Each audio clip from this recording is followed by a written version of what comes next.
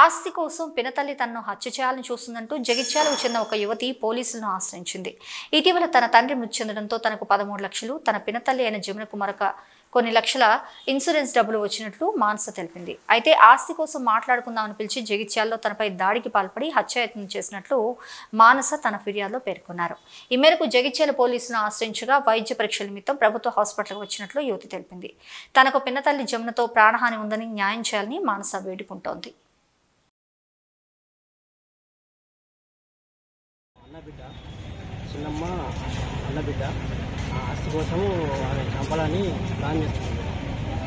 ఎందుకంటే ఆమె దాదాపు ఆయన చనిపోయాడు. చనిపోగానే ఒక 1 month ఆగింది. అమౌంట్ ఆమెకి వచ్చింది 3 లక్షల రూపాయలు. పాప పేరు మీద పాపకి ఇచ్చిండు, ఆమె పేరు మీద ఆమెకి ఇచ్చిండు. ఆమెకు డబ్బులు వచ్చి చంపాలని ఇప్పుడు ఈ డబ్బుల కోసము 14 లక్షలు ఆమెను చంపాలని ప్లాన్ చేస్తుంది. ఎవరు? వీళ్ళ అమ్మ అంటే అమ్మ కానీ అమ్మ వీళ్ళ రెండో తారీఖు ప్లాన్ చేస్తుంది. ఇవాళ కాలేజ్ గ్రౌండ్లోకి పోతే మొత్తం మీద వల్ల పెట్టి తొక్కి చెవుల కొత్త బ్రిడ్జ్ వెళ్ళి బ్రిడ్జ్ అంత ప్లానింగ్ మీద ఉన్నారు. వాళ్ళు చంపేసి ఆశ కూడా మాకేస్తాను చెప్పి వాళ్ళ ప్లాన్ల ప్రకారం ఉన్నారు. కానీ మాకు వీళ్ళకి న్యాయం ఎవరు చేస్తలేరు. మేము ఎవరు మాట్లాడితే వాళ్ళ మీదకే వాళ్ళు అది చేస్తారు. ఆమెకు ఆధారంకు నాకు పిల్లలు లేరు అంటే ఆమెకు కట్టిండు.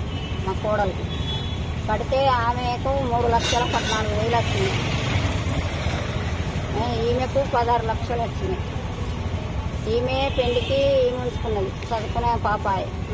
నేను ఈ పిల్ల తల్లి చనిపోయింది. ఫస్ట్ ఆస్తి కావాలా, రూపాయలు కావాలా, బిడ్డ అచ్చినండయి నాకు ఇవ్వాలా అని పెట్టుకొని ఇంకా వేధింపులు చేస్తుంది.